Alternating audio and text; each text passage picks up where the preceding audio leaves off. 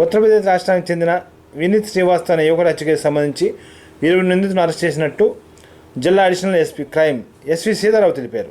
స్థానిక ఎస్పీ కార్యాలయంలో మీడియా సమావేశంలో పాల్గొని మాట్లాడారు. ఈ సందర్భంగా ముద్దాయిల నుంచి ఒక బైకు, కత్తిని స్వాధీనం చేస్తున్నట్టు ఈ సందర్భంగా తెలిపారు. ఈ కార్యక్రమంలో DSP Kishore Babu, 2 town CI Jagadish, తాలూకా ఎస్ఐ విజయ్ కుమార్ సిబ్బంది బాగున్నారు.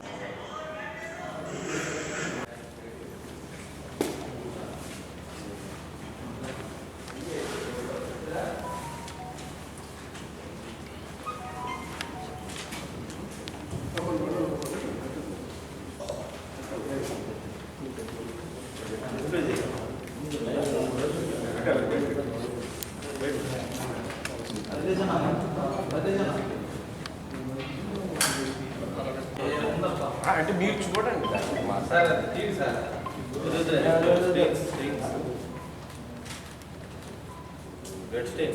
Thank you.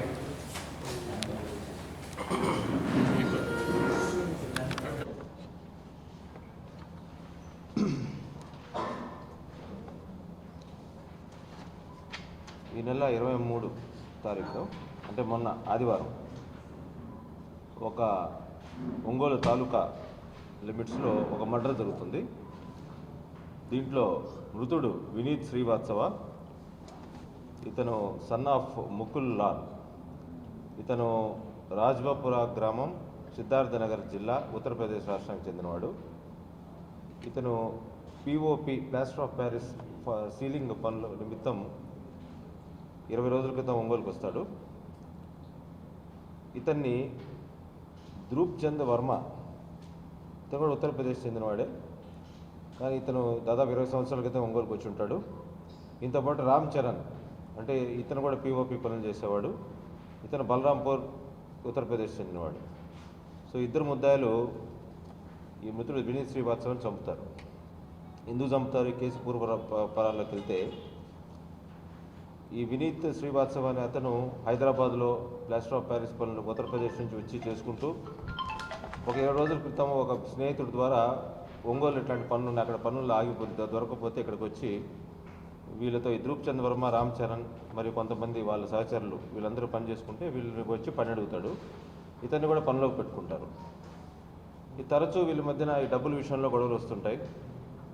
అదే క్రమంలో ఆదివారం కూడా వీళ్ళంతా కూడా ఇతను జీతం డబ్బులు అడుగుతాడు. ఇతను ఏం మీ ఆధార్ కార్డు ఏ డీటెయిల్స్ నువ్వు లేకుండా నువ్వు ఉద్యోగంలో తీసుకున్నాము, 20 రోజులు తిరగక ముందే మళ్ళీ మమ్మల్ని డబ్బులు అడుగుతావు ఏందని చెప్పి వీళ్ళు గట్టిగా అరిస్తే అతను తిరిగి కొడతాడు. ఎవరిని తిరిగి కొట్టడం జరుగుతుంది. సో అందరి ముందు కొట్టడంతో ఇతను అవమానం ఫీల్ అవుతాడు.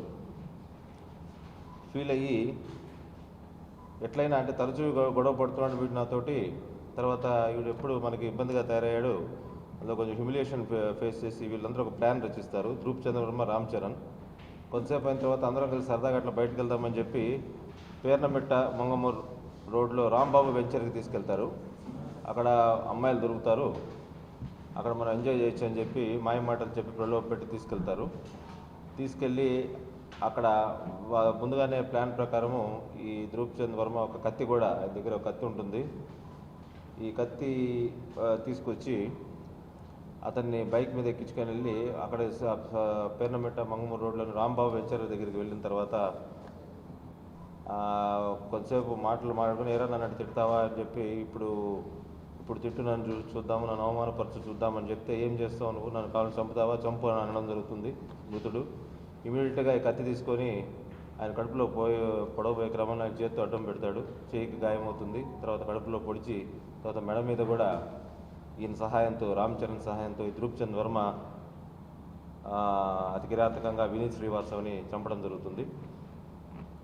ఈ కేసు ఇది ఆదివారము అర్ధరాత్రి సుమారు 11:30, 12:30, 1 గంట ప్రాంతంలో జరుగుతుంది. తర్వాత ఇది నిన్న సాయంత్రం శవం ఐడెంటిఫై అవుతుంది. వీఆర్ఓ గారు రిపోర్ట్ ఇస్తారు.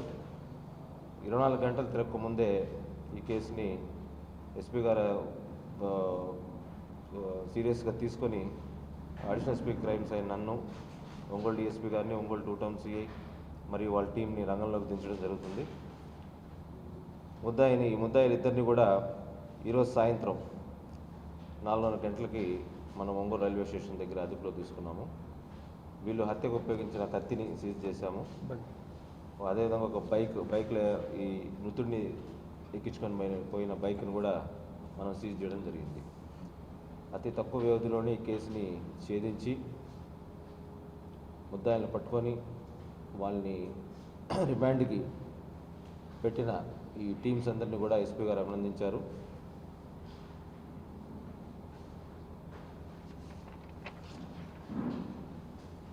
అదేవిధంగా రేపు ఇది ఈ కేసు సంబంధించింది. రేపు June 26 international day against drug abuse and illicit trafficking, అంటే అక్రమ డ్రగ్స్ రవాణా మరియు ఉపయోగం వ్యతిరేక దినోత్సవము. అందరూ కూడా పదే ప్రజల్ని మేము అవేర్నెస్ తీసుకురావడం జరుగుతుంది. అదేవిధంగా ఎవరైతే ఈ డ్రగ్ ప్లాటర్స్ ఉన్నారో వాళ్ళ మీద కఠినమైన చర్యలు తీసుకునే ప్రాసెస్లో మీ అందరూ కూడా ప్రజల నుంచి మరియు మీడియా నుంచి మాకు సహకారం కావాలి, ఇన్ఫర్మేషన్ కావాలి.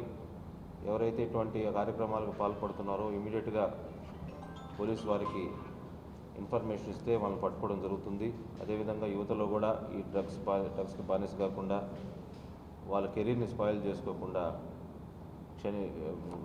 మొమెంటరీ సుఖం కోసం, తాత్కాలిక సుఖం కోసం వాళ్ళ ఫ్యూచర్ని పాడు చేసుకోకూడదని పోలీసు వారి తరఫు నుంచి, ఎస్పీ గారి తరఫు నుంచి మేము మనవి చేసుకుంటున్నాం. మీ అందరి ప్రోత్సాహంతో, సహకారంతో రేపు ఈ international day against drug abuse and illicit trafficking డేని మనందరం సక్సెస్ చేయాలి. అదేవిధంగా డ్రగ్ ఉపయోగం అనేది